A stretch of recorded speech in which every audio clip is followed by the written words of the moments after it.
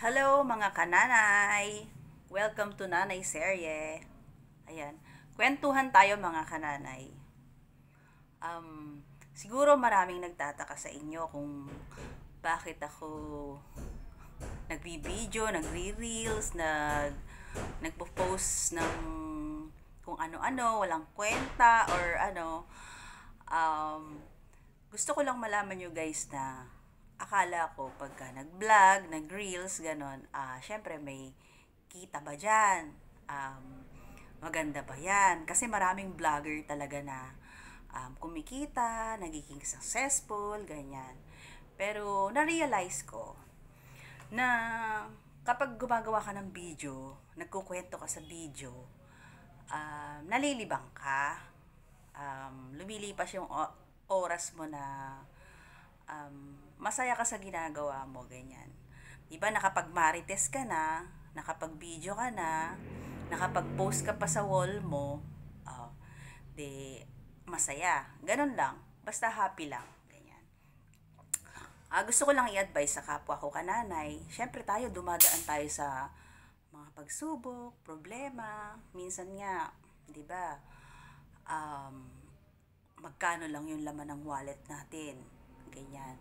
Tapos, kung may hanap buhay man tayo, hindi ganun kaganda yung hanap buhay mo. Katulad ngayon, talagang nag-struggle tayong lahat na kinakapos, pag dumating na yung bayaran ng kuryente, mga bills mo dumadating, tapos yung dagdag baon sa eskwela ng mga estudyante, pangkain, bigas, gasol, ganyan. At kung ano-ano pang mga gastusin sa bahay. Talaga namang nakaka-stress, ganyan. So, ako, dumaan din ako sa mga pagsubok na ganon. Kumbaga, nag-struggle din ako, na-depress din ako, ganyan, walang kita sa tindahan. Pero, ang maipapayo ko sa inyo guys, ano lang, kapit lang kay Lord. Kasi siya rin talaga yung mag-provide sa atin ng mga pangangailangan natin. Hindi yung aasahan natin yung ibang tao, ganyan.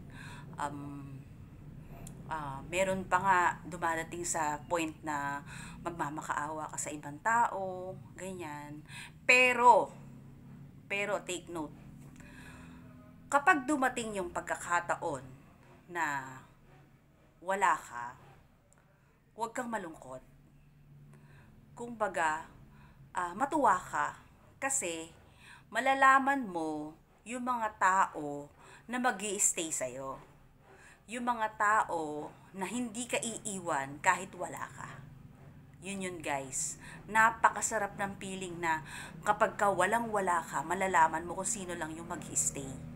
Ganon. Kaya, sa mga kapwa ko nanay, kapit lang kay Lord, huwag kayong mawawala ng pag-asa.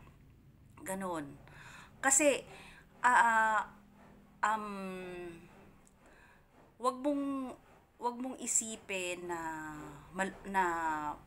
ikaw na yung pinaka worst na tao sa buong mundo kapag ka dumating sa pagkakataon na marami kang problema, sunod-sunod yung problema mo. Wag. Basta magtiwala ka lang kay Lord. Patuloy kang maniwala, kumapit ka sa Kanya. Kasi 'di ba? Napakaswerte natin. Napakaswerte ng mga nanay, ng mga tao na nagkakaroon ng problema. Kasi nga, nalalaman mo kung sino yung totoong tao na magstay sa'yo. Hindi katulad ng iba. Syempre, kapag ka mayaman ka, special treatment ka. Kapag ka may pera ka, maganda ang pakita ng tao sa'yo. Ganun yun.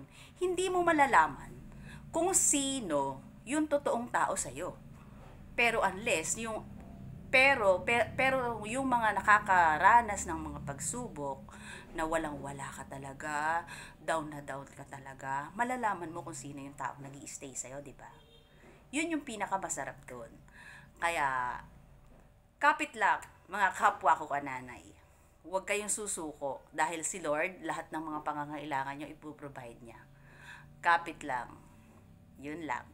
Thank you for watching mga kananay. Sa susunod uling maritesan at sa susunod uling kwentuhan. Thank you for watching. Bye!